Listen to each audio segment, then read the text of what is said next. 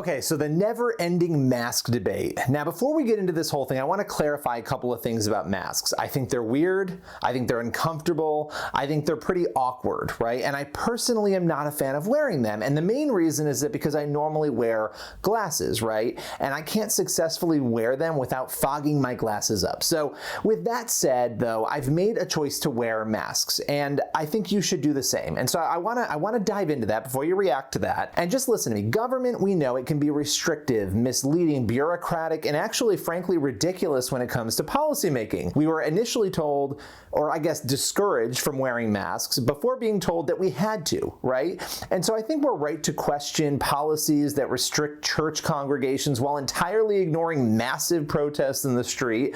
I think we're right to worry about the confines and limits to the restrictions being placed on us. So all of that is fine. I think questioning is healthy. At the same time, I think we have a responsibility to love our neighbors. You know, I've heard a lot of disturbing comments in recent weeks and months about COVID-19 being a scam or entirely overblown or something we simply shouldn't worry about. Again, I think we're smart to always be on guard and to be sure that our rights are being protected, right? I get that.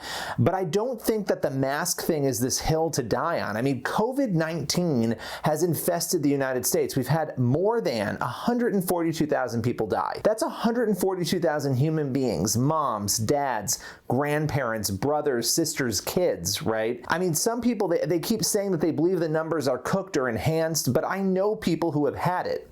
And I'm not saying the numbers aren't off. I don't know, but I know a ton of people who have had it. I had a professor friend who died. I've known people in my church who have been sick. I am a firm believer that we need to be reasonable and rational, that we need to look at things with calm lenses to realize that Jesus is our hope. But I'm also a firm believer in common sense. And when we selfishly refuse to wear masks around crowds of people, I believe we're not only failing to exercise that common sense, but we're actually breaking Jesus' command to love others.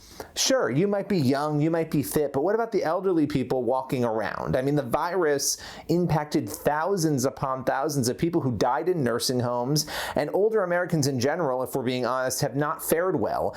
In fact, 8 out of 10 of the deaths in the U.S. have been among those aged 65 and older. So how can we argue that somehow our right not to wear a mask trumps the rights of the people not to be sick, not to inadvertently be inflicted by our selfishness, and not to prematurely die? Again, masks are obnoxious, but if we have evidence that they help minimize the spread of a virus, a spread that almost every other country on the face of the earth seems to have gotten under better control than we have, then why are we so opposed to it? Sure, be on guard. Sure, fight against inconsistencies in the law when it comes to churches and other gatherings.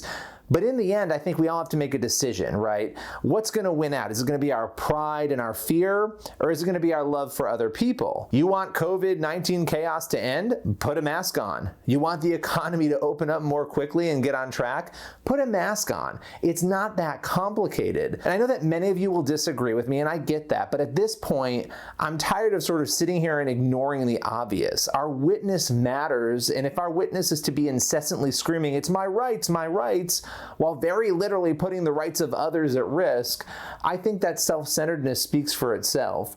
And one final note, if there's still outrage out there about businesses that are encouraging or rather demanding that people coming in wear masks, I'd remind all of us that a lot of us as conservatives and Christians have said that Christian business owners should be allowed to refuse products based on sincerely held beliefs. So if we believe that, then surely we have no problem with a business or company making the same decision when it comes to masks. Listen, we don't have to love masks, but we're called to love others. So let's do it.